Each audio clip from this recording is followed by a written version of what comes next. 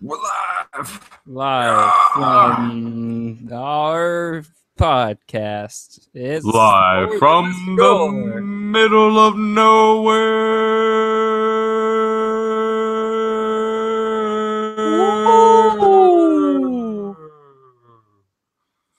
Woo! I feel like a tornado siren without Uh, speaking nowhere. speaking of Oh yeah, tornado you siren, guys. You yeah. guys had terrible weather. I had a friend that I went to high school with. I was texting him today. We were talking about all kinds of stuff, and then out of the blue, because we had a tornado come through my hometown when I was hmm a junior in high school, Yeah. and he texted me. He's like, "Yeah, we just had a tornado warning. So sorry for not texting you for the last hour." I was hmm like, "No, I totally understand. It's that time of the year. So I hope you're doing okay, Matt." Yeah, I am. Here's the weird thing about Georgia is like we've had uh tornado warnings and watches before, but I think very few of us, like in North Georgia where I live, Mm-hmm. have experienced a tornado. And so since we like every year we'll get like a watch or something and nothing really happens, no Mm-hmm. one like around where I live cares about tornadoes. Like Oh, wow. so let me tell you what happened today in a class. We were all supposed to give speeches, and supposed to give speeches, and this girl like runs inside and she's like, "There's a tornado siren going off," and everyone's like, "Yeah," and she's like, "No, seriously, you guys." She was like from New York, I think, and so she was like, "No, this is like a real thing," and we're like, "Okay," and then time goes on. The school calls and texts every person in the building, like we were just in one of the department buildings, Mm-hmm. everyone, and telling them constantly, "Hey, go seek shelter." My teacher or professor, she like listens to it and like plays it for the whole class, and she's like, "All right, let's do the first speech." And I'm just sitting here like, maybe we should go because we're right next to these giant windows. I'm like, maybe we should go like closer to the center of the building. And she's like, "No, it's fine." And so in the middle of the first person's speech, just this like security guard lady just like busts the door open because the door is locked during Mm-hmm. speeches. Busts the door open. She's like, "You guys got to get out of here." And like my professor's like, "I guess we got to get out of here." I would love to see a professor just say, "Well, I guess we gotta get out of here now." She's like, "If you say so." Man, that's Yeah. intense. Yeah, that's the thing is that you have the people that are super touchy about the storm sirens, and then you Mhm. have the people that just totally disregard that they exist. Yeah. And it's a weird mixture when you have those two groups together because half the people are like, "What's going? We should do something. We don't have Mhm. basements, but we should get in a bathroom and get like pillows and cover ourselves." And the other people are like, "I'm gonna go outside and hang out, shoot around a golf or something. Yeah, I and don't that was care." that was another thing. There was like the road, like I don't know, maybe like a mile away from us is where like rotation was spotted, Oh, and like wow, that's she said, close. yeah, and she said that, and everyone was just like, still, it's fine. And they like look outside and they're like, "Oh, see, it's sunny outside and it's not raining," and I'm like, "That's a bad sign. Do you guys pay attention during Yeah, right. Yeah, science class?" the rain is a great sign. Yeah, Yeah, some so people just tornadoes. tornadoes. We're coming. This podcast is coming your way like a tornado. Ooh. Woo! There's your siren. There's your siren. Get ready. We've got a tornado of awesomeness and Yeah, video games that's and right. stuff. Some fatalities and Oh, RBI doubles and those kinds of things. what All if in there was this what if there was tornado. a Mortal Kombat fighter who is like a baseball player, and his fatality is he hits a an RBI double. There's no That'd play. be pretty great. He just hits a baseball, He just hits a baseball, just tosses it up in the air, just gone. Well, and I they're guess it wouldn't like, be gone if it's a double, but and then they're like, "All right, they scored a run. You win. Fatality." that'd be pretty cool. Yeah, I would love if they had like a Space Jam character in Mortal Kombat, that'd be pretty sick. and then you could just get the Space Jam song. I feel like it would be don't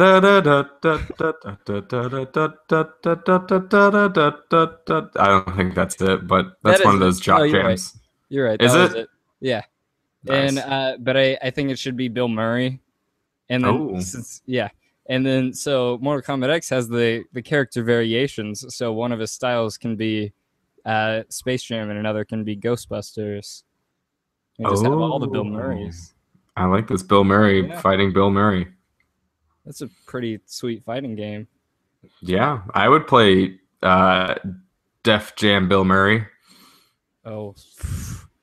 Yeah, So never played Def Jam New York. no, I didn't. That was a great one. I would That was just terrible. I would at my young age, I would just walk by the video game section in Walmart and look up at the Def Jam poster and be like, "Nope," Yep, and then I kept walking. that's pretty much how it went for those games.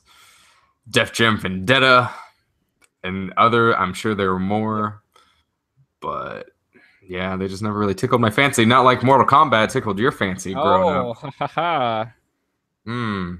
Because nothing says tickling like Mortal Kombat. Mortal Kombat is the ultimate tickling simulator. I've heard that Elmo is actually the greatest Mortal combatant because he's a great tickler. Oh, he's also very good at getting tickled. He's a great tickle receiver. Mhm. I will say that. I don't actually, yeah, now that you mention it, I don't know if he's a good tickler. He's a great ticklee. Maybe he's probably learned from his experience. He's taking in the technique. You know, every time you're tickling him, he's just doing the rope Oh my God. on you. Oh my He's just God. like, all right, I know what's happening now. Elmo. No, Go ahead. you finish your thought and then I'm gonna drop a truth bomb on you. And then he goes out and he finds someone out on the streets and just tickles them and then takes all his money and then disappears and goes back to being your toy.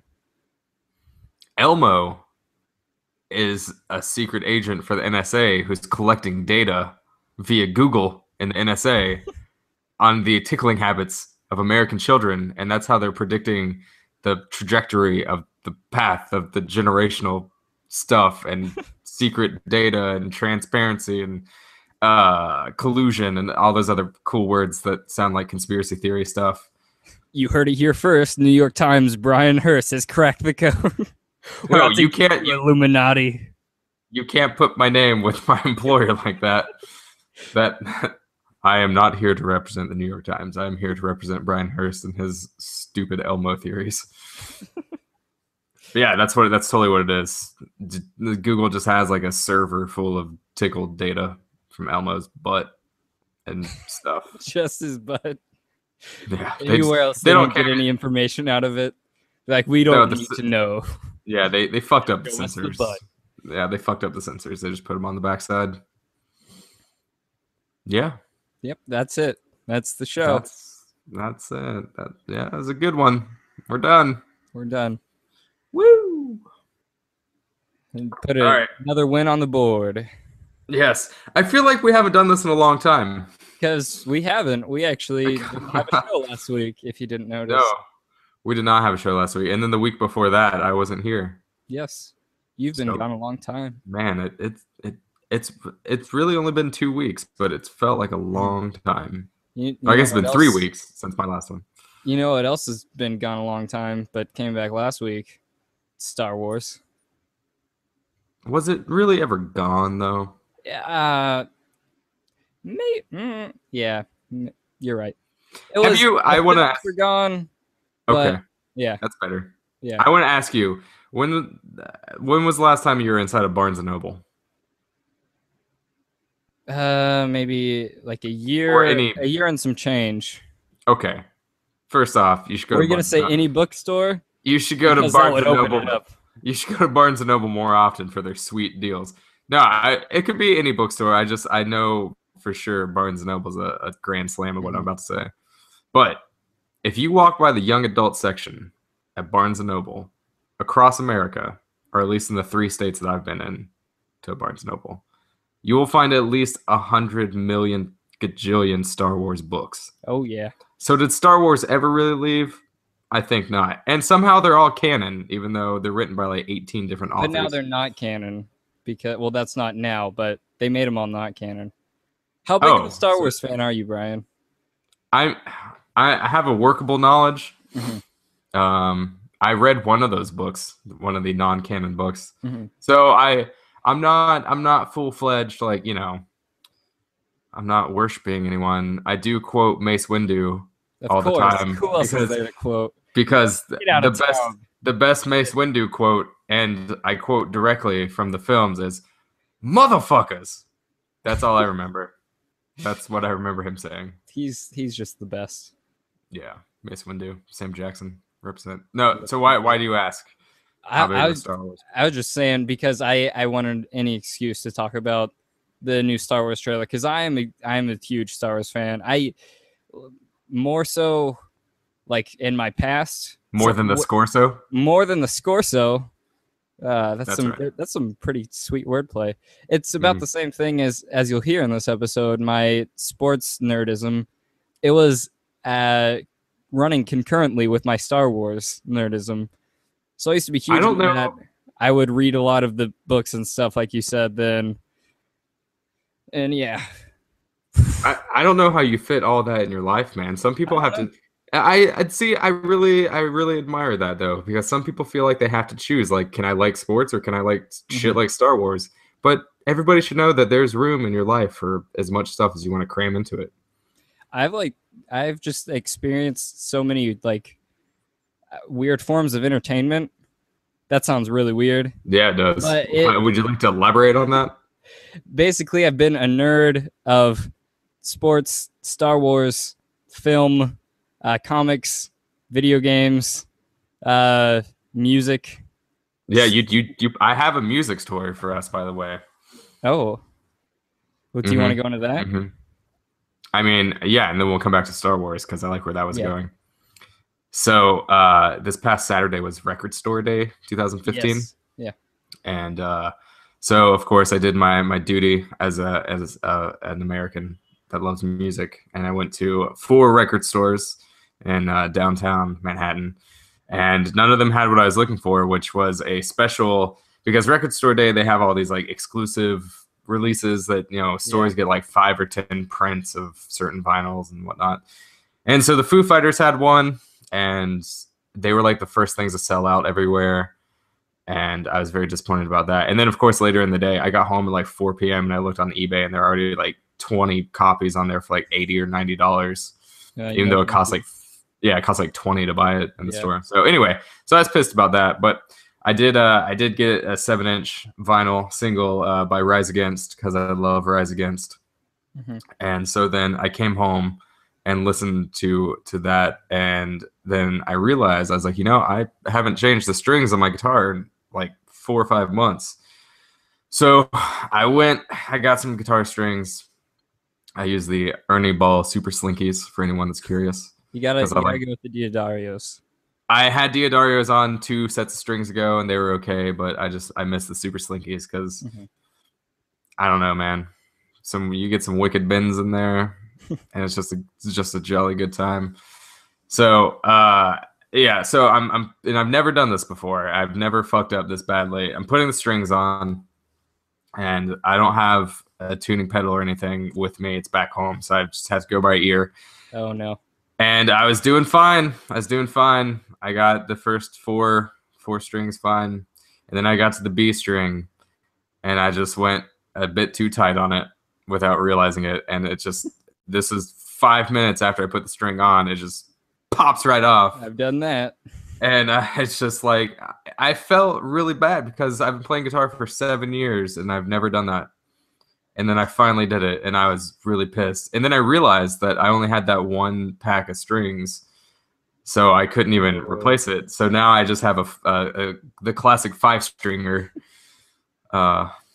So it kind of sucks because the B string, as a guitarist, you know, the B string is very important for lots of things.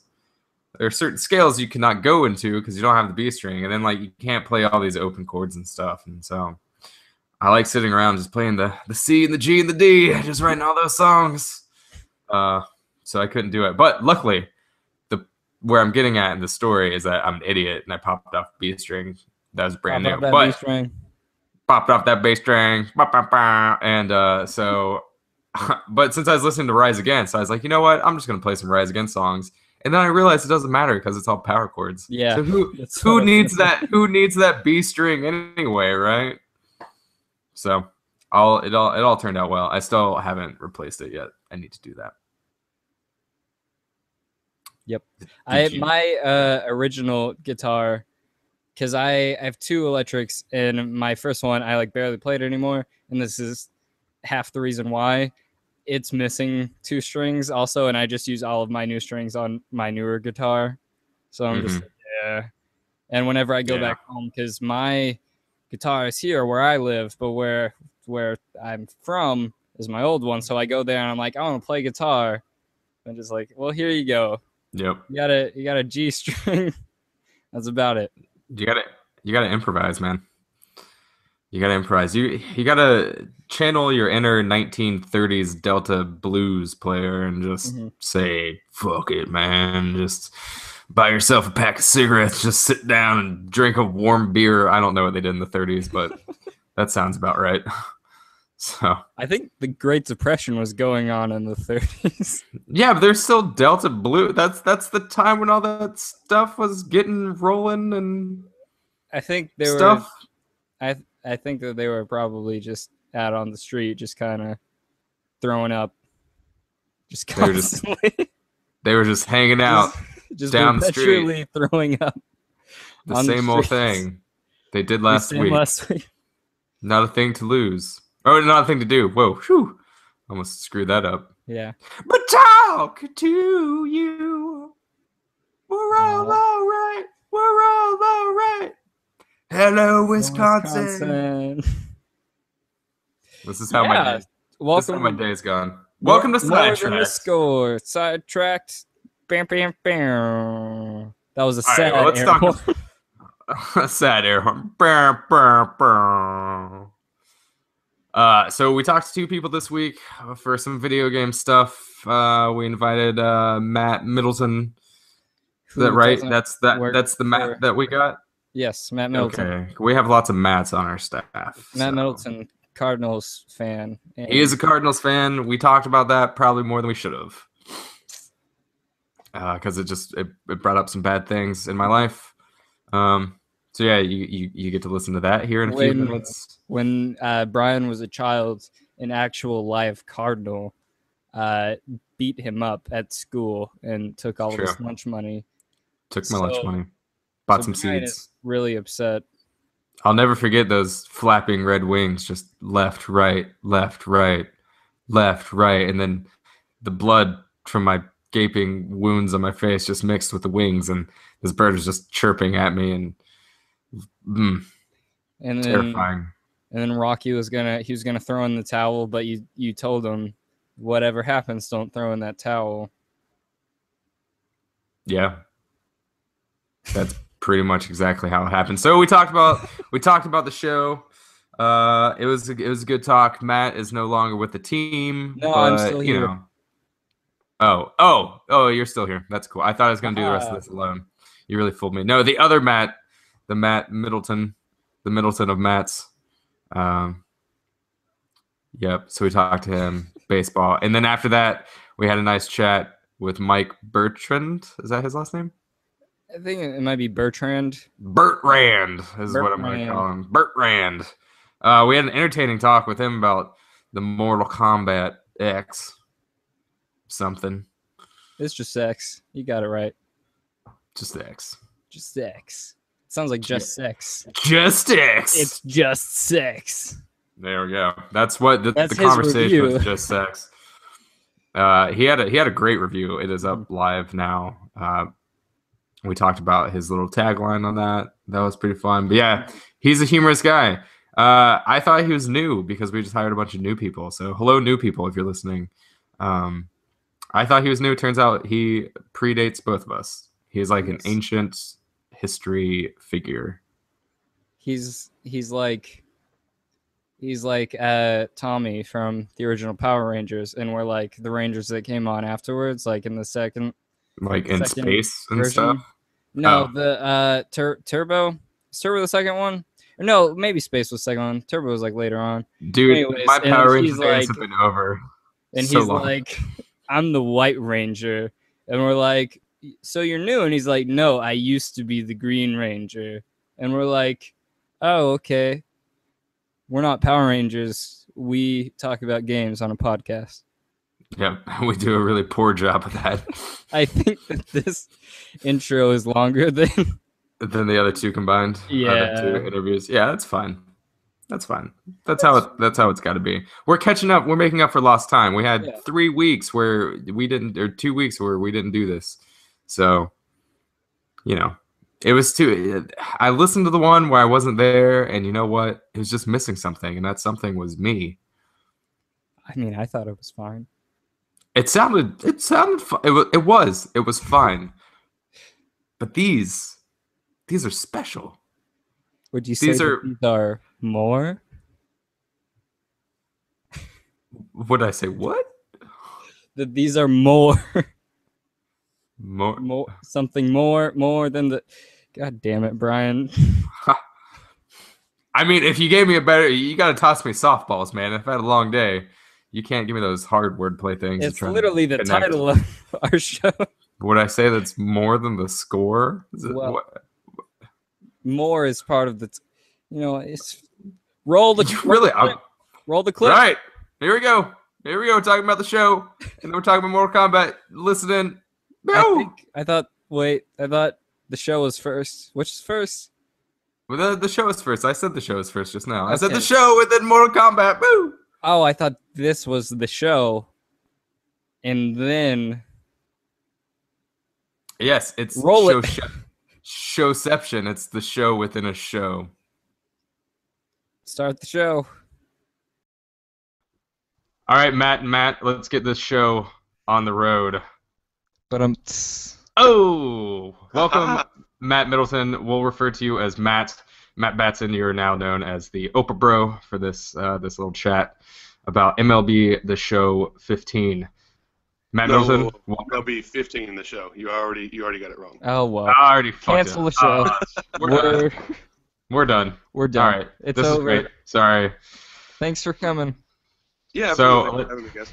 Let's try this again. So let's talk about MLB 15, the show. Okay. Did I get it right that time? All right. Well, give us some general impressions. Tell us about your baseball fandom and what you think about this game and your experience with the shows of the past. Well, my first thought was that it's not very realistic because I started the game and I did just a simple play now game with the Cardinals and the Cubs, and I lost as the Cardinals. So I immediately knew that San Diego Studios the game is garbage, and they need to start from scratch because that can never actually happen in real life. They ruined it. Although the Cubs are leading the division right now, I believe. Still. Yeah. Or somehow. They're a couple days ago. It won't last for long though. They'll choke. Yeah, it's the second week of the season. We'll be fine. Yeah. I've been a big fan of the show since 2010. That's when I really started playing them, and I just do Road to the Show every single year. I'll be a pitcher because I suck at hitting, so I just go out and just I pick a pitcher, and then most of the time I'll do a reliever, but sometimes I'll go with a starter. I like doing a reliever more because they kind of get more opportunities to pitch and everything. But year over year, it's been interesting to watch the things that they add to the game. And this year, they really didn't add a bunch of big things, but all these small changes this year really made it outstanding. What are some of these small changes? Just little improvements, like adding to the realism in terms of some of the stadiums. They redid some of the stadiums and added, like for Busch Stadium, of course I'm a Cardinals fan, so for Busch Stadium, they actually added the ballpark village, which is it's back behind the outfield bleachers. It's kind of an addition where fans can actually sit, and it's kind of got a bar set up. You can order food and everything like that, and they have these big jumbotrons where you can sit and watch the game from ballpark village. Just little things like that. They redid a bunch of the outfield settings with a bunch of the jumbotrons and things like that. They actually changed up some of the crowd expressions, I want to say, but there's still some problems there around like all the jersey numbers are pretty much the same. Like every fan that's wearing a jersey, they're wearing jersey number 0, so there's still some improvement to be made there, but they did make a big step forward with those things this year. Did they add into the game where the Cardinals are the most evil organization ever, right behind the Yankees, and they suck forever? No. They didn't put that in. They did put that in. So. Oh, well, I thought they were going for realism, so I thought they might add it, but... Yeah. Just kidding. All right, Oprah, bro, you ask the questions. Yeah, but what I was gonna say is I've played a lot of the games in the past too, and one of the most interesting things that, like you said, is just seeing as a Braves fan, seeing Turner Field evolve over time, like them getting all the details right, and like to the point where there's like one of the things is like at left field, like upper deck, there's a Chick-fil-A like cow with an advertisement thing, and obviously they're not gonna get the rights for that. And but there's still like a giant cow holding like a generic like MLB sign, and so they're still getting like all these details right. Even it's kind of like mind blowing and really awesome to see that as a fan. And that's one of the little things that kind of bugs me too, though. Like they're getting this they're nailing everything, but then there'll be like a soda bottle, like for the Giants, they have that big Coke bottle out there and it says "Enjoy Coke." Mm-hmm. Well, on the game it just says "Enjoy Cola," and it's just little bitty things like that that just kind of I'm like, you're going for this realism. You guys need to. Maybe next year they'll go for that, but they just really need to nail that down so that they can get that. And then that would fix everything. That would clear out the rest of the problems. Yeah, I'm sure the dollar signs involved with that aspect is a little tough. Yeah. So. Well, they made a big jump this year with the actual licensed equipment. So Sony is actually definitely putting some money behind it. So hopefully maybe next year they can kind of start somewhere with it. Because if you think about it, that's a great advertisement deal for those companies as well. That's why they pay for those big billboards and everything in real life. They can get those in the video game as well. Like, what was it? Infamous 2, was it? That had like the Subway signs in it. Some game had Subway, like the actual Subway Eat Fresh sign in it. I can't remember what game that was. I remember back in the day, Need for Speed Underground had like Burger King and stuff like that in it. So, so people have done it. They've done it before. They can do it again very easily. Right. As far as in terms of the game. You had glowing praise for most of it, but you talked about the outfielders and you talked about some of the fielding problems. Yeah, it's more with the technical aspects of the game. They can only get a skeletal body to move a certain way, but just IRL in real life, things are gonna be a little more natural with certain movements such as diving. Like I said, one of the examples I used was a second baseman ranging to his left. Maybe to catch a ball from being a single. If he stops it, he's just going to kind of do whatever throw he can to get that ball to first base. Well, in the game, he's just kind of going to stop and make a natural throw and then probably not get that runner out at first, not save that out. So little things like that. And the outfielders, they kind of coast, and the game kind of slows the gameplay down. They'll kind of coast to where the ball is going to land rather than the outfielder always getting under it and then making the catch from there. And just a couple little things like that. Those animations that problem has been there since I've been playing the show. So it's kind of annoying to still see them be there 5 years later, but that's something that they could fix. And it's definitely not anything that takes away from the experience overall. It's just a couple little nitpicky things that bother me. Mm-hmm. Yeah, that's the thing that it's sort of a problem in a lot of sports games in general, where instead of getting a natural movement that comes from actually watching the game, you'll just get locked into animations that a lot of times they'll look natural and great when they work, but sometimes you get locked into it and it messes up a play where it should have been an out or something like that. Right. Yeah, that was the eternal problem with I played a lot of NCAA football when I was, when those were a thing, and rest in peace. It was yes, rest in peace NCAA. I pray for you every day to come back. But that was always the thing that really killed it, is that like. Just the tackling system, and then they started to improve it, and then they're like, well, this series is dead now, so it's just like, no! Why? That's such bullshit. They got it so close. Yeah, and they don't really take away. Like I said, they are kind of small things, but when they're shooting for realism, it's those annoying little things that, as many baseball games as I watch, I'm sitting here watching it play out on the actual system, and I'm like, if they could fix this, it would actually be much more realistic.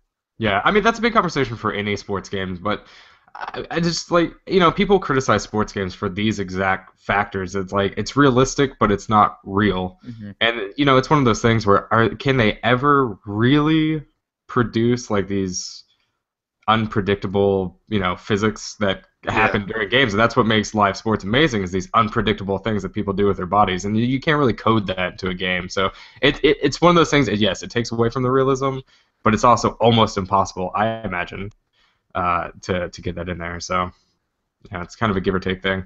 Yeah, absolutely, I agree. So, as far as one of the big things this year from last year is the carrying the saves over, and you talked about playing Road to the Show. Did you you mentioned in your review that you carried over from last year, right? Right.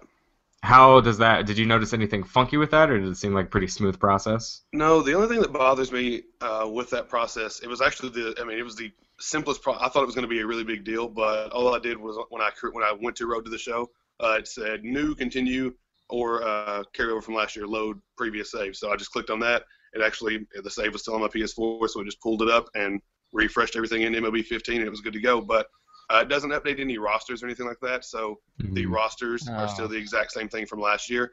That's the only problem that kind of made me wish maybe I just started a new character, started a new player, because it was just with those old rosters, I don't feel updated. I don't feel like I'm current, with the system. So that was the only problem that I had with it. Otherwise, it was the most seamless and simple process that I've ever seen in terms of carrying a save over from anything.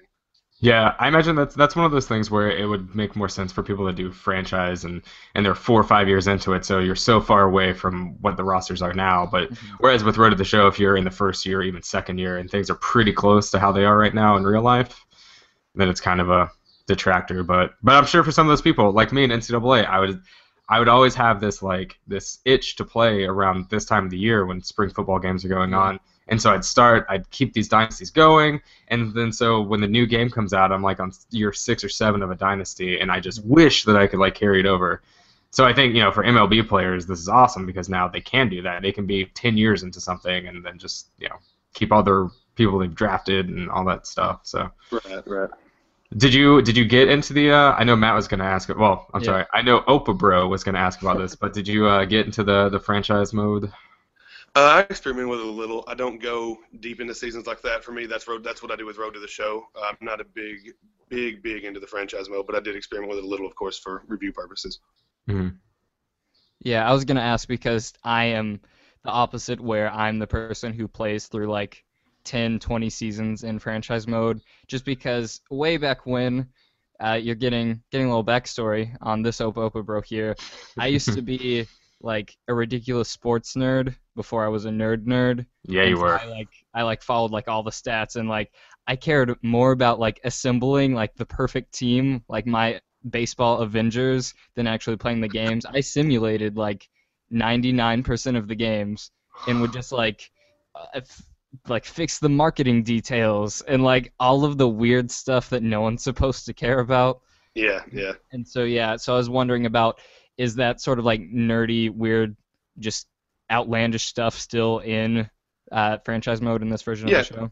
Yeah, absolutely. It's choosing little things like, oh, do I want to rebuild the bleachers, or do I want to add a spa to soak in after game, for recovery purposes and things like that. So there's all kinds, just like you're talking about with marketing deals. Oh, do I want this company to be on my billboard, or do I want this company to be on my billboard? There's all kinds of little things you can do. You choose how much money you invest into what areas and everything like that. So all those aspects are still there. It's just like you said, I simulated 99% of the games. So to me, I felt like the 1% of the games that I did play, I sucked at offense, so the team would always lose, and and I still suck at batting. I can never nail down the batting in MLB The Show. But to me, it was just one of those things where I would rather actually be a part of it and contribute to it as a Road to the Show, so that's why I never did much with the franchise mode. Yeah, that's one of the things that always turned me off about the show, was that any of the other sports games I play in, if you play something like Madden, you can easily score 80 points or something, and then you play NBA, you can score 200 points. But in MLB, you can easily lose a game, even playing at your best, just because it takes so much more skill than just because all of the timing and pitching sometimes just doesn't go your way. I don't know, but that's always one of the things, which also brings me to my next question. Is it still this, favoring more simulation style than arcade style in this edition of the show? Most definitely. I mean, like we already talked about earlier, they're going for realism, so they want that actual experience of playing a game. And if I suck as bad in real life as I do at the game, then it's definitely realistic. So there's no oh, this many points for getting a hit. Well, let me rephrase that. When you go into your Road to the Show mode, you'll get points. So if you're a pitcher, for every at bat you do, you'll get extra training points depending on how that at bat went. So there's kind of an arcade aspect in terms of, oh, if you do better, you're going to get more points. But that realism is still there in terms of you actually have to get that batter out. You have to make that first pitch strike. You have to make sure you're 2 strikes ahead of them to get a good result out of that at bat. So The experience is realistic, but the outcome of it gives you, arcade type benefits. Oprah, bro, before you say anything else, I have to ask: did you just like watch Moneyball over and over and just jerk off to it for like hours? I think I've only seen it once, but I did like absolutely love it. I was like, this is probably the best movie ever. This is like I forget how old I would have been at this time, but I was like right in that like super bad demographic, and I was like, this is Jonah Hill's best work. Like, Yep. like forget super bad. I just have this image of you sitting around watching Moneyball like on repeat and playing the show like remote play on a Vita and just like grinning the whole time. You should make it happen. Yeah, adding more to this backstory, this would have been like I don't know, maybe like 10 or 11, I would play Madden, and I would literally like have like a notepad in front of me, like for whenever I was in franchise mode in the like drafts, and I would like be scouting throughout the season. I'm like, okay, these are the people that I want. These are these guys' stats, and I just had it all in front of me, like I'm just like this actual, I don't know, G or something. That's how you're supposed to play those games. Like that. You're the owner of a franchise, or you're the coach of a franchise in all these games. Like, you're supposed to have a little fun with it, you know? Yeah, don't worry. Don't be hardcore. So yeah, don't be ashamed of your sports nerdness, because we're all there. I used to do that with fantasy drafts. I would sit down and I'd think of like different strategies. So I'd have like a legal pad, and it had like 4 different lists, like listing the players and like in what order I was going to draft. And I was like, I don't care who's on the board, I'm going by this exact thing. So if like in the 5th pick I have an outside linebacker, I was going to get one. It doesn't matter that Peyton Manning was still there, but I was going to get an outside linebacker. And then I would see like which team is the best out of these. And so I would do like a million fucking fantasy drafts. And then all of them would last like 3 games in the preseason, then I'd quit. But we've all been there, man. We've all been there.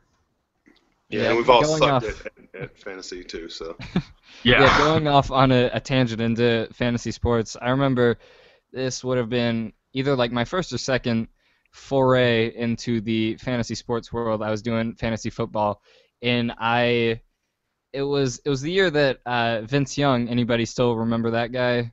Of course, dude. He's a fucking legend. Vince Young. No matter how much he sucked in the NFL, he is still a legend for what he did against US. So. He had that. His rookie year was actually like really good. Nobody remembers that, and I picked him up his rookie year, and he led me to a fantasy league championship. And so I was like on top of the world, and then like I went in next year, and then like I lost like the first 3 games, and I was like, I quit, and I've like never completed like a fantasy anything season since then. I know we transitioned to fantasy sports, like browser fantasy sport. I'm talking about like in Madden. I was talking about like the fantasy draft in Madden. Yeah, but I was gonna let that segue occur. I'm just gonna sound like an idiot, but. Just you know you never draft outside linebackers in a fantasy draft on like ESPN or Yahoo Sports. Well, you can, Brian. Well, yeah, if you get some of those weird leagues that do like an entire team. Yeah, which I've done. That's too in depth, man. Like, I'll pass that. That's too much. I'm good with like the 8-player setup where you have like a quarterback and 2 running backs and whatever, but I can't do a whole team. Only in Madden can I draft a whole team. So, well. Do we have more questions about the show? Back to the Road to the Show mode. What like sort of new features does it bring to the table? This year, there's not a whole lot new, to be totally honest. They added more when you make your own player. You can choose more pitching animations. You know, do you want to go when you pitch? Do you want to raise it up over your head and then back down, kind of like an Adam Wainwright or something, or do you just kind of want to go more from the stretch? They added more animations that you can choose from, and when you do your own, if you're a position player as well, you can choose more batting stances. But overall, from 14, they didn't change a lot. Just like I talked about, it's the same system with every at bat or every batter that you face. If you're a pitcher like I was, you get those training points. You invest those training points into your character to help him, get better at certain stats, whatever stat you choose, whatever pitch you choose, creating a new pitch, however you want to do it. But there's not a whole lot in the show last year, from Road to the Show last year. I'm sorry. Yeah, because one of the big hooks, I'm not sure when it was introduced, was the Road to the Show mode. And since then, a lot of other sports franchises have had their own, like be a pro and like be a player and my player, all the sort of, I'm just like vomiting just all over Career my microphone modes. right now. Yeah, yeah. All the career modes. And so even though the show doesn't even have a direct competitor with baseball anymore, they do still have all the other sports games doing this. And something like my career in NBA 2K, like that has like fully voiced like cutscenes and like all this stuff now. And so I was wondering if they bring like anything like that to the table to like, sort of entice you to keep playing rather than just, oh, you get more upgrades to your stats now. No, and that's the interesting thing. Road to the Show started that, and everything else has kind of, jumped on board. But now, just like you're talking about, my player in 2K has actually surpassed that because of those things that they can do. There's not a whole lot extra that you can do outside of playing games and doing training sessions in the show. They definitely need to step that up if they want to catch back up with 2K, which I mentioned as well. So there's a lot of room for improvement with it.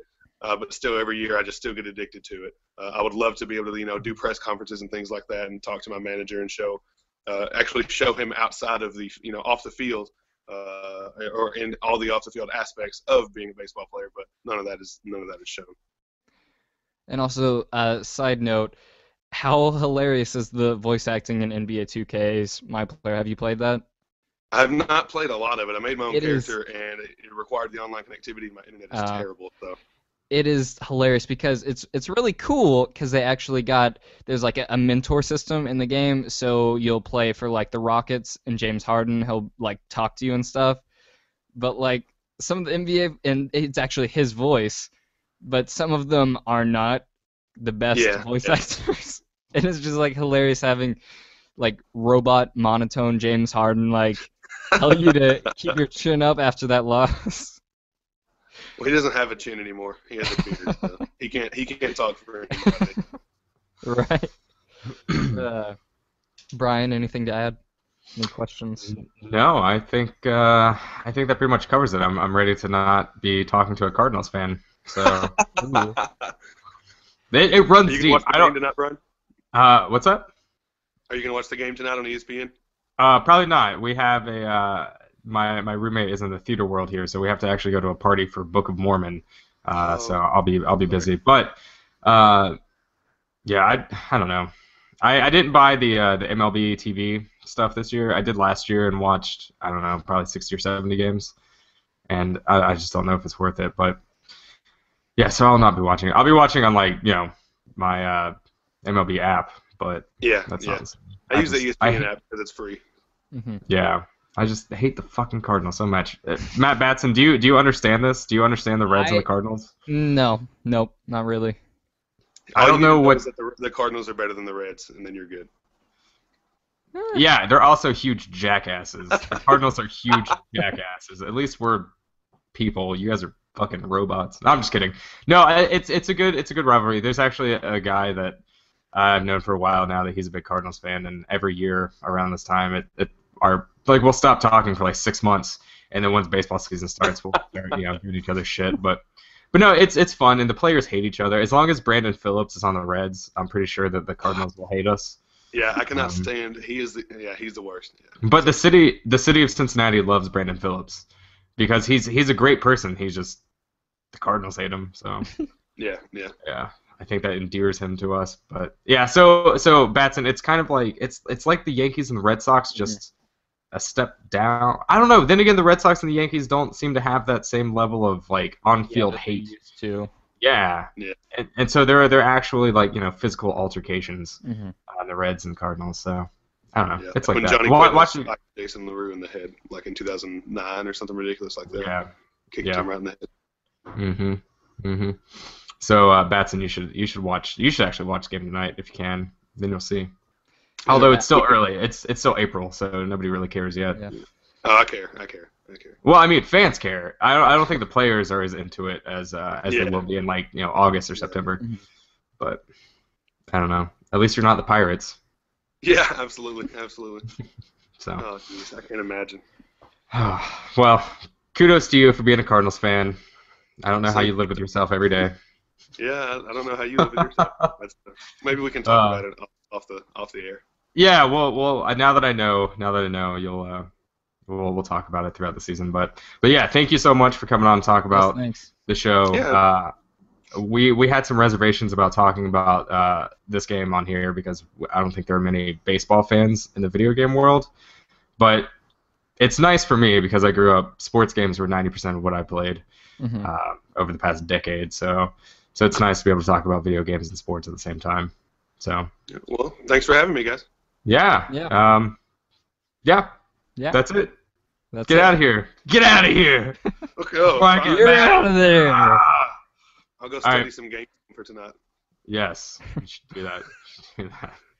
All right, man. Thank you, Matt Middleton, for joining us. Matt Batson, I'll catch you in a second. Thank you, guys. Catch me in a second. I'm falling.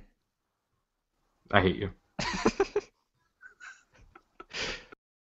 Mortal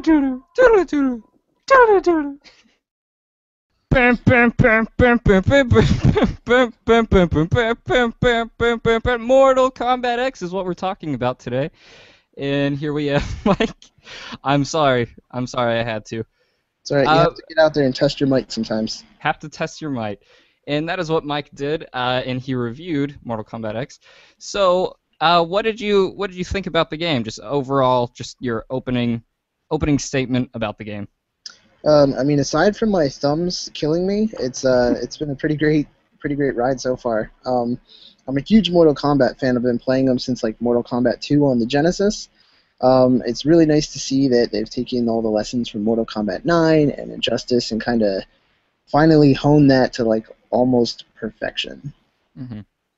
Yeah, that's what was going to be one of my first questions in terms of mechanics, because it seems like, people always kind of talk down to Mortal Kombat in comparison to like Street Fighter or like Guilty Gear, the other fighting games where it's not as technical. It's more just a bro fighting game with like gory stuff. But it seems like this game has stepped it up in terms of those sort of mechanics. Would you agree with that, or what are your thoughts? Yeah, I think they kind of fixed that around Mortal Kombat 9. I think that's just kind of a holdover from the days of old where it was all about being over the top and ridiculous and didn't really focus on balance nearly as much.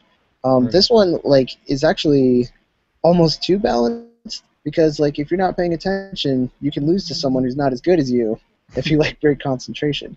Like, I just got my butt kicked this morning by a 10-year-old from England who wasn't even playing a half-decent character because I just looked away for half a second and I just couldn't recover.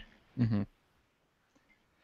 Yeah, so I guess that sort of like a combo thing? Is the combo system heavier in this game, or easier to combo through, or what? It's tough to say, because I kind of got out of fighting games for a little bit, got back in with Mortal Kombat Armageddon, so I don't know if I've been slowly getting better over the years, or if it's just a little bit easier to pull them off. But yeah, there's a lot more options, especially with the 3 character variations, and some of them will have different special moves and different combos. But yeah, I feel like it's a little bit easier to pull them off, and I don't know. There's a lot more choices. Mike, I have to ask. I have to jump in here, since Matt will just control this whole conversation. I was taking a good 2-second pause there, and if you didn't say anything. Oh, okay. Well, I appreciate that. Anyway, I have to know. It's time for a broad, sweeping statement. Are English 10-year-olds the best fighting opponents? No, not by a long shot. I think which nationality nationality and age range make the most worthy adversary? 35-year-old Americans who've been playing their entire lives, and Japanese and Korean people who do nothing but practice games. It's more acceptable over there to just do games for a living, do games for all time. That's not a fun answer. I know, but it's the truth. We don't bring people on here to tell the truth, dude. We bring them on here for 100% You're not actually supposed to talk about the game. I have a cousin who's Korean, and ironically, he always says that the 2 things he's adopted, and he says the 2 things he's worst at are StarCraft and League of Legends, and he always makes fun of himself for that. Brings shame to his family. Yeah. Which is my family. Back to, yeah, of course. But you bring pride to your family for being the expert Mortal Kombat. Also, I have to say, Mortal Kombat expert. I have to say, since I'm not a Mortal Kombat person, I don't play fighting games, so this whole conversation is totally out of my realm of expertise. But your nether realm. God damn it, Matt. God damn it. Just let me finish so I can shut up for the rest of this conversation. If I see a pun, I go for it. I was going to say, no, I appreciate it. That's why you're my co-host. I was going to say, your little tagline on your review, I can't even, with the K, was one of the best, if not the best, I've ever seen on our website. Particularly proud of that one. It just came to me. It's late at night, trying to get back in the swing of writing things. It's been a long time since I've even looked at WordPress. And, yeah, it just hit me like lightning. It was awesome. Well, the wordplay there is just fantastic. All right, I'm done. I'm done talking. I'm just going to sit back and drink this coffee. Matt. But yeah, that's always one of the more difficult things is you get done with a review and you're wondering, like, what kind of wordplay am I going to do for the title? And you just have to think about that almost as much as you thought about the review itself. Yeah, I remember doing an NHL review last year, and that I didn't really know what to say with that one. It's like, this game is like the last game, but with different names on the shirts, and it's hockey. Like, it's hard to come up with them sometimes. Man, that's a really long one. I would go with Shit Show on Ice for that last one, because it was not a great game. But it's good to know that you like NHL. I actually like most sports games. I just don't buy them every year. I'll get one that's like 3 years old for $5 and get the same amount of enjoyment out of it. You know, like, I don't need to be like right there with the new one all the time. But I don't hate them either. Yeah. A lot of sports game talk, surprisingly, on this episode. episode. I know. I was gonna say, if you guys are done talking about Mortal Kombat, we can talk about sports games for a little bit more. We just had this conversation with Matt Middleton about the show, and it turned into us talking about like fantasy football and Matt Batson being a nerd and how he's a fucking nerd, super nerd. Pretty much. Yeah. Then we talked about the Reds and Cardinals. All right, back to Mortal Kombat. But yeah, you mentioned earlier the character variations, and before we get into that, I wanted to talk about the characters, and more specifically, the new characters. How do you think that those guys, how they fit in with the rest of the cast in the game? I was kind of worried when they started popping up. I was like, really? Instead of like creating new ones, they're just creating kids, and they're combining parents, and I was like, I didn't really know what to think about it. I kind of was disinterested, but actually Cassie Cage is my main right now.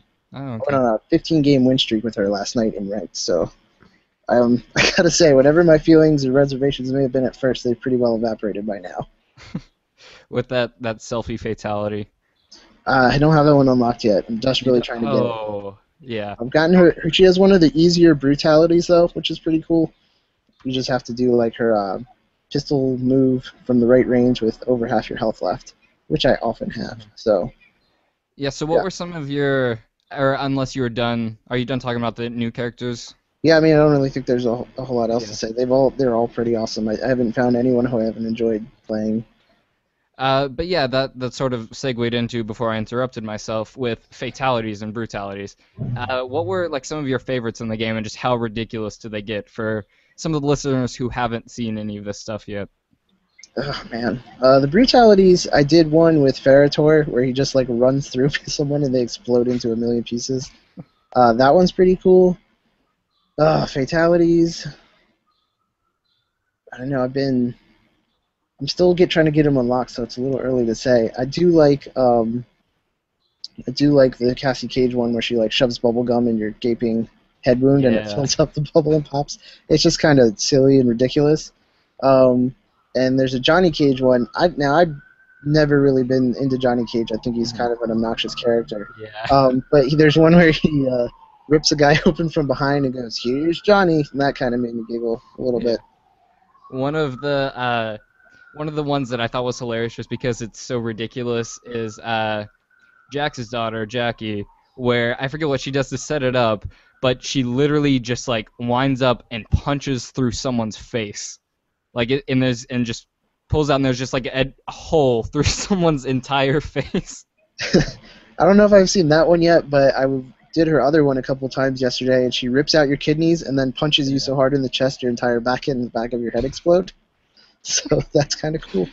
Yeah. And what also I wanted to talk about was, like I said, the character variations. And do you think that it was a good idea? Did this sort of substitute for maybe having, instead of a large roster, having different variations for each character? I still think I would have rather had a large roster, but if you look at it, I don't think they could have done that because then you have to create art assets and animations and rigs and voice acting and like all that other stuff has to go into it. So I think this was kind of a good compromise. Like if they wanted to really have 72 characters in it, they probably could have, but we'd be looking at another 6 months to a year before the game would be ready to release, Right. and it would probably be like double or triple the download size. So at least we get to see a couple of those people in story mode. I won't spoil who, but there's a few of them in there. We're getting a buttload of DLC, like right off the bat. Actually, I don't know if he's playable yet, but I saw Jason showed up on the character menu this morning. Nice. So he's already there.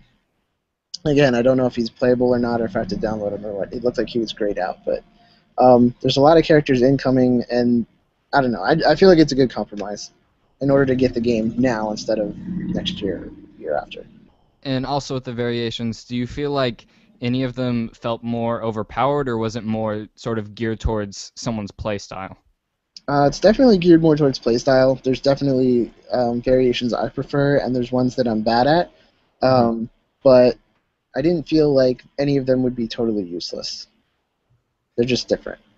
Right. Let's talk about the story in the game. A lot of people are talking about how it's cheesy and just kind of a dumb story, and it's trying to be something emotional, which isn't normally something that Mortal Kombat games do, but it fails at that. What do you think about the game's story? I liked it a lot. It was better than I expected. I mean, you don't go into fighting games expecting any kind of story, generally. So the fact that it's even, like, passable is great. But Mortal Kombat 9 had a good story. I thought this one had a good story. You kind of got to look at it the way you look at, like, summer blockbuster movies. Like, you're not going there for The Godfather or something like that, like something really deep and emotional. You're going in there because it's awesome. I think I was having a discussion in some Facebook group the other day where someone was like, how do you feel about the Transformers movies? And I said, let me put it this way. I like fancy food. I'll eat fancy cheese. I'll eat a rack of lamb. I'll eat a nice steak. I'll eat lobster. But that is not going to stop me from going to town on some chili dogs and Pop-Tarts at the same time. And I kind of feel like this might be on the chili dog Pop-Tart side of video game stories, but that doesn't mean that it's not enjoyable. It just means that it's not, something deep and intense and emotional like The Last of Us. And not every game has to be.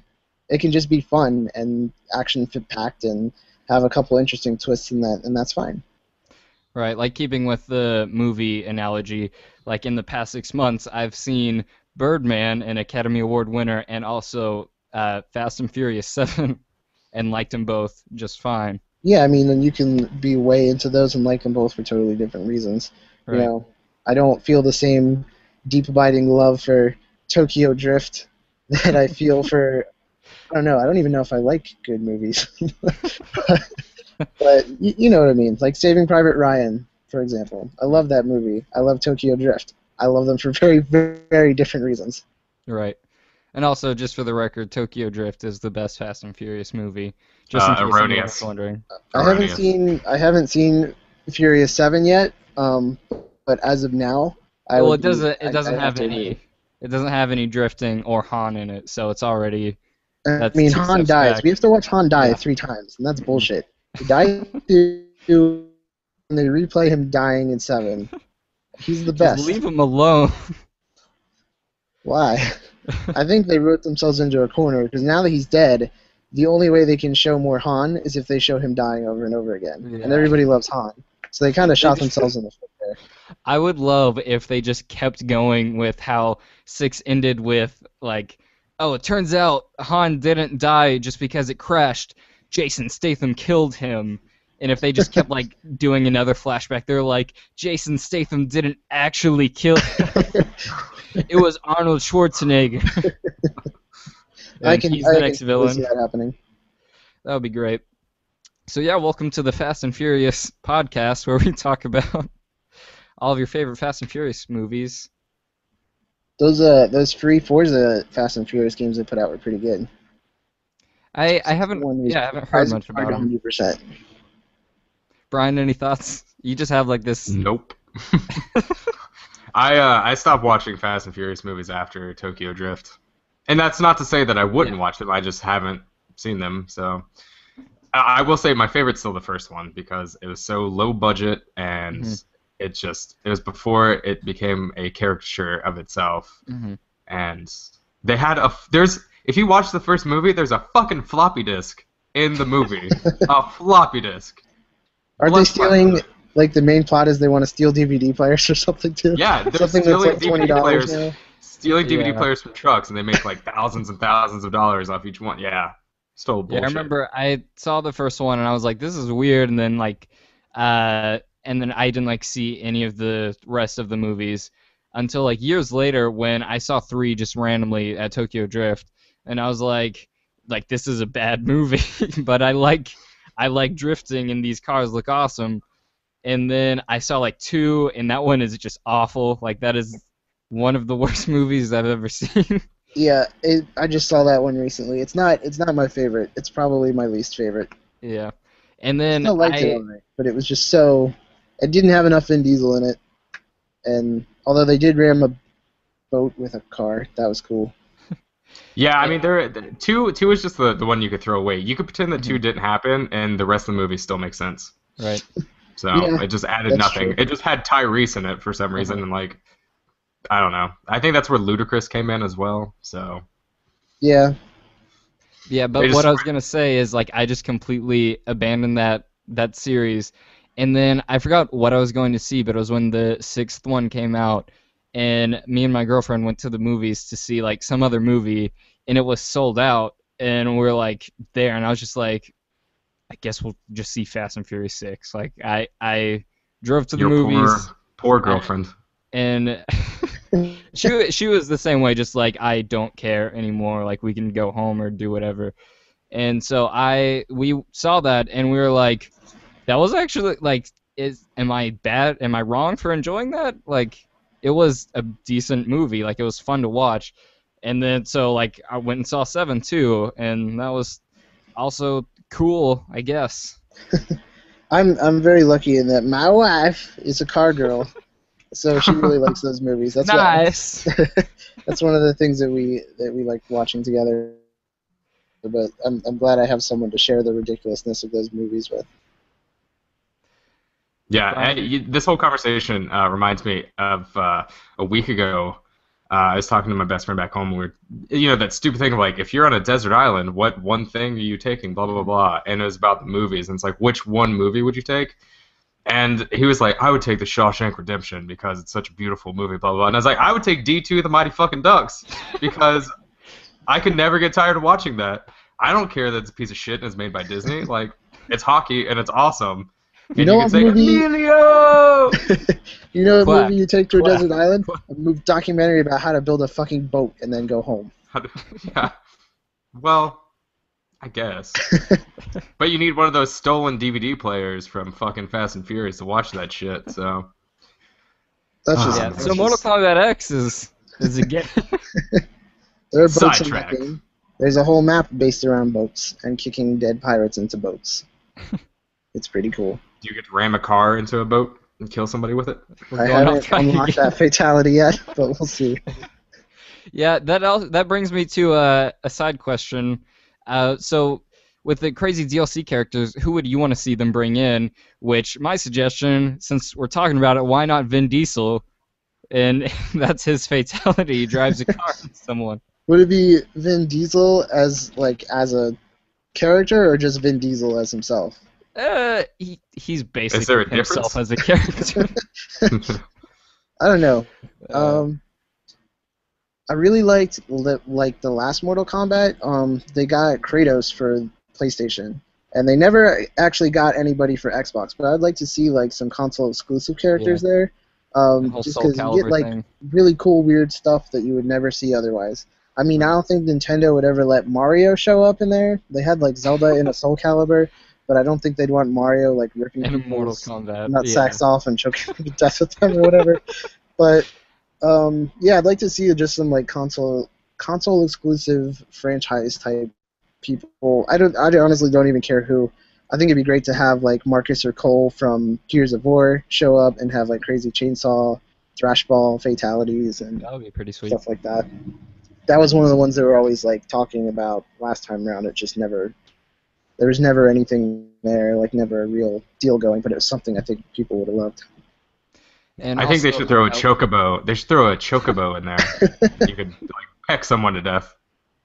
Yeah, like anything crazy like that would work. Yeah. But my last question was going to be, you mentioned earlier playing with the 10-year-old boy from England. How is online in... Wait, what? I said, whoa! Whoa. Playing with a 10-year-old boy from England. Whoa! 10-year-old boy from England. Yeah, phrasing. But how is the... Sorry about that. How is the online, like, connection-wise and lag in that sort of rigmarole? I haven't had too many problems. I had a couple laggy matches, and unfortunately, like, I can usually deal with a little bit of lag. It's fine. I'm not good enough at shooters that it's going to bother me if I'm, a quarter of a second slower than everybody else. I probably would have just died anyway. But this is a game that I'm not too terrible at, so, like, if there's lag, you notice. And I've lost because of it once or twice, like lost a couple ranked matches, which really, that's the worst. Like when you're like, this is out of my control. It's like, I know that I'm hitting the buttons that should be doing this thing, and one of us has a connection that's not perfect, and it's just not syncing up. So if you play a lot of fighting games and there is lag, it's gonna hurt. You're gonna notice, but if you're just a regular old button masher, I don't think it'll affect you too much. It'll matter. Yeah. Does this game beat some good people that way? Does this game does it still like appeal to the button mashers, or is this with the mechanical changes? Does it appeal more to like esports crowd? I have to get some button mashers in there to try it out with to see. It seems like I was saying, like if there's lag or if you can distract someone or get them to play a character they're not as familiar with, you can kind of get away with some button mashing. It seems like overall they made it a little bit tougher to do that, and they made the combos kind of easier as a trade-off, or at least you have more choices so you can find one that fits you better. But until I get some real button mashers, like my wife plays a lot of games but not on consoles. She's like big into like phone games and stuff. So, but one of the few things she will play is like Mortal Kombat or Smash Bros. Or like fighting games like that. So she's a real button masher. If I can get her in there, then I can answer that question a little better. All right, and Brian, you have young for that. Brian, do you have anything to add? Of course not, man. Of course not. When do I ever have anything to add? You're just so intrigued. You're just like, I'm just soaking up. I'm just listening to the endless flow of wisdom coming out of Mike's mouth right now. You're just like, whoa, this is so inspiring. I'm gonna go out and buy Mortal Kombat X. Comes with age. I guess that wraps it up then. If no one has anything to add. Any closing statements, Mike? Go buy it, and then come fight me, and I will ruin your day. Especially if you have bad internet, you should find Mike so that you can dominate. Then you might ruin my day. You might get some yelling and throwing of controllers. I've never thrown or snapped a controller or anything like that, but some of the really close online fights I've had are the closest I've been to like slamming it down. Which is What is the worst thing you've heard someone say when you're playing them online? Like, out of frustration, have you heard anything? There's actually one of the characters, like, if you beat him, it's not even, like, a human being person. One of the characters in-game, if you beat them, like, the first round or beat them in one round, he gets up and he goes, like, and it kind of sounds like that, like, Yoshi flying or farting, pooping noise, whatever it is. Nice. It's like that so perfectly encapsulates the feeling that I know that person's feeling, or if I'm using that character that I'm feeling. He's Kenshi's son. What's his name? I can't remember. Tensei. He's got the chain whips, and the whips have swords on them. Right. And I want to go ahead and hurry and wrap this up because my laptop has 1% battery. Oh shit. And so, Mike, thank you for being on the show. It was a pleasure having you. And thanks for talking about Mortal Kombat X. Anytime. Yeah, we'll have to have back soon. Bye. See you. Welcome to More Than the Score, where we talk about this episode of More Than the Score, and talk about more than the score of the episode that we gave it, because we review each of our own episodes here. Brian, what did you think of this episode? Whoa, man, I gotta catch up for a second. So wait, we're reviewing the previously finished part of our show so far. Yes. What else would Oh, we do well, in this part of I the thought, show? I thought it went a little long in the beginning. We had a good opportunity to talk about Star Wars for a bit, and we kind of floundered that. And instead, we talked about basically where that was music going stuff. was that I cried. I was one of the people that cried watching the trailer. Just the end, not like the whole thing. Oh, The end. okay. What was the saddest part? How No, it's not Chewbacca sad, doesn't it's just age? the happy part. And Right. I'm not Okay. I'm not Yeah. sure I about guess that. I worded I that. don't know. I'm not familiar with a Wookiee's lifespan, but maybe. I guess you could say he's Wookiee of the Year here. Sure. He's always so young. He's just a kid. The Wookiee. They should do how they're doing like spin-off movies. They should do one that is like young Chewbacca, and it's just like this adolescent Chewbacca like in high school, and it's just like it's a coming of age tale. story. And he's trying to find love, but he doesn't know what to do about being a giant furry monster. What is he with humans though, or is he with other Wookiees? I feel like it's definitely with humans. He's going to a human high school. I could just see him going to his locker and just and they're like, "Oh, hey Chewbacca, you gonna be you excited for the big game tomorrow?" Yeah, totally. Yeah, so what he said. Yeah. So like YOLO. I was being a high school. You know what? I'm sorry. You know what class Chewbacca would really suck in high school? What class? A speech class. He might do fine. I feel like he's not very good at enunciating. He's not. There's a lot of guttural sounds, but that's pretty much it. Also, I do a terrible Chewbacca impression. I just realized. It was decent. Mine's not attemptable. That's how bad mine is. Oh, you're one of those guys. Yeah. Yeah, you should just let it roar, man. Just let it out. We've all got a Wookiee. We've got a Wookiee inside of us. I wonder if he's ever used that joke. Hey, do you have any Wookiee in you? Do you want one? But again, he doesn't say it like that. Yeah, he says it like.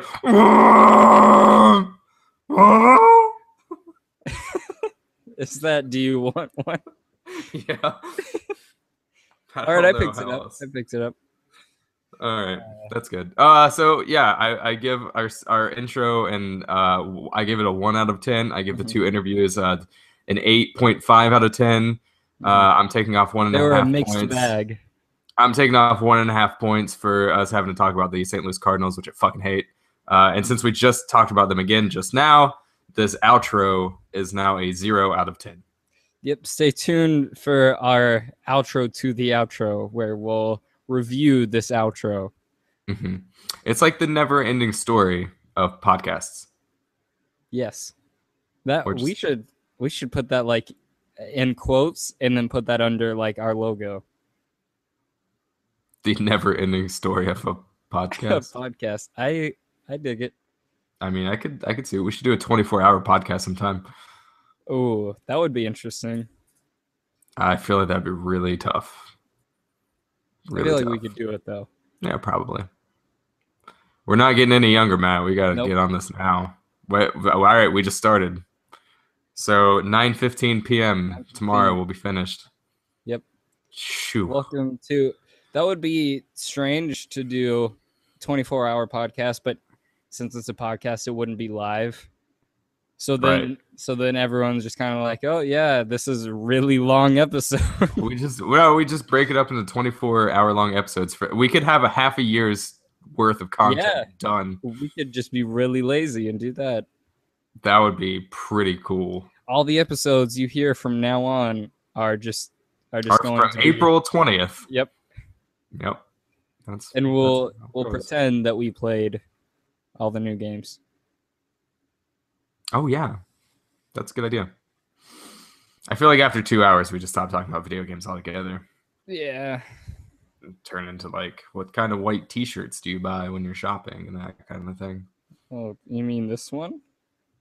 I'm also wearing white T-shirt here. For the listeners at home, Brian and Matt are both wearing white T-shirts. Brian's white T-shirt is covered up by a Columbia fleece because it's a little on the cold side today. On the next episode of NPR's Fresh Air with Brian and Matt, we'll talk about the socks that they're wearing underneath their shoes.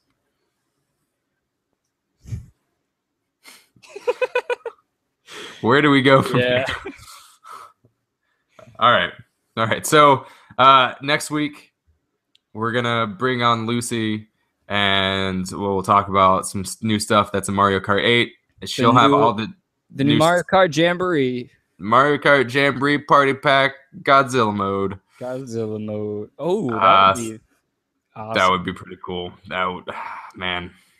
I'd like to see Godzilla go fisticuffs with Bowser. That'd be pretty sweet. I think canonically Bowser is a lot shorter than Godzilla, though. He's got finesse in his game. But how's he gonna do it? Because Bowser, he's always the big tough one. He's the brute. He's gonna rely on that strength. How is he gonna adapt to a situation where he can't do that? He's got to be finesse with it. Well, viruses kill human beings every day, and they're tiny. Bowser is a virus to Godzilla. Science. I would love to do like a fictional fight scenario podcast, but we never talk about serious fights. Someone's like, talk about Goku and Superman, and we're like, today on the show we're talking about Luigi and Jerry of Ben and Jerry's. Not like the mouse Jerry. I was thinking Tom and Jerry. No, he would definitely win. Oh, that's true. He's a wily little guy. Yeah. No, but I just have this picture of Bowser fighting off white blood cells in Godzilla's veins now. Just so you know. Oh, so we'll also be talking. No, we're done, Matt. We're done. No, we're done. Sidetracked. We gotta go. We gotta go. So we'll also talk about Shovel Knight, which is already a game that's out in the world, but it's coming out on the Sony stuff. So I'm gonna play it on PlayStation 4. Everyone just only plays PlayStation. No one plays any other systems. That's how it seems. That's how it seems these days. So it's gonna be brand new to me, and I'm gonna write it's not a review because we already have a review, but it'll be like a little addendum to the review. So we'll talk about Shovel Knight, and I'll talk about how cool Spotify is while I play Shovel Knight. Spotify on Bloodborne is pretty awesome. Is it? Yes, because you just listen to I just listen to hardcore stuff while I'm going hardcore on all these beast creature things, and I'm I'm so awesome, and then I die. That's and then cool. I cry. And then it picks you up, though. And then you get that ballad. Matt Batson, you gotta get yourself up off the ground. And then I do a training montage. Yeah. Just like every great movie and stuff. This is episode That'll happen. 8. This is episode 8. Next week will be episode 9. So please come back. Ignore how bad this one has been. Come back, listen to episode 9. We'll be much more on point because we're out of practice. That'll be post-training montage. So we'll have trained everything. Yes. We'll be the super sane versions of our podcast selves. What's weird is I'm the Dragon Ball fan, and I was going to make a Dragon Ball reference that you wouldn't get, and then you just made one, and I was like, and then I made the most obvious. That is the most obvious Dragon Ball reference anyone can make. I've seen 4 episodes in my life, so that's good enough. Good enough. Matt, I'm gonna close my sweet pipes for a second and let you tell the people how they can holla at us. You can holla at us with emailing contact.mong@gmail.com, and just email us more pictures of Guy Fieri. And you can find our Middle of Nowhere Gaming Twitter account at mong.com, all spelled out.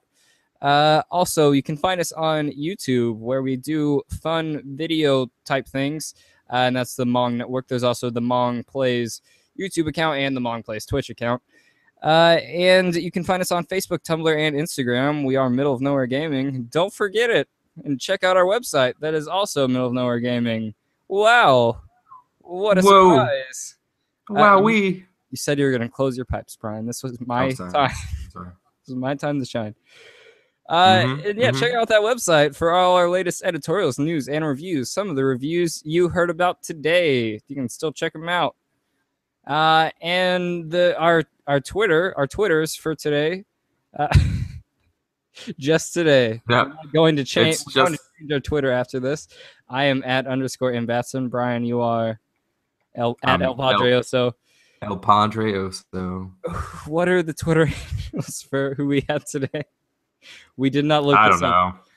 We didn't look this up. You can find Matt. Hold on. Wait. I might know. You can find Matt Middleton at. Nope. I don't. You can find a guy named Matt Middlesworth at M Middlesworth. That's not right. He's from Indianapolis. He retweeted people. I'm not. I mean, he looks like a good person. I was trying to get him more followers. Okay. It was all. That's fair. It was all for. I'm a good sport about this, and you can find Mike Bertrand wherever he lives. Yeah. Just Google their names. You'll probably find them that way. You can find LinkedIn, Google Plus, their emails, Twitter, Facebook.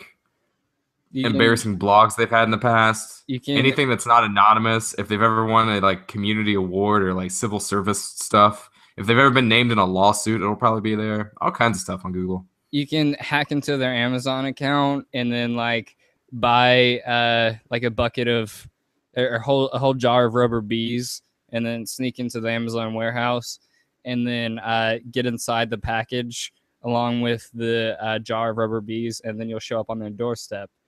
That's probably the easiest solution that I can think of. That's pretty good. And then after you annoy the piss out of them, they'll tell you their Twitter handle. Yeah. You can talk to them and stuff. Well, I think I'm going to go stick my head in the ground for a couple hours because that's how this conversation has made me feel. Like I deserve to stick my head in the ground, much like an ostrich.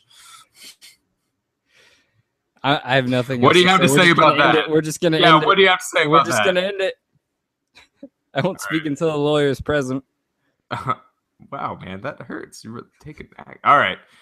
Well, Opa bro, it's been real.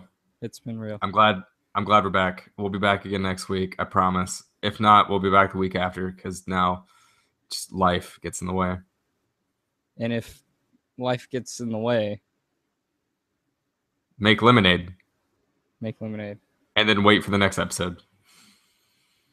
Matt Batson. That's all you got to do. Matt Batson, have yourself a Merry Christmas. I was going to say that. I don't.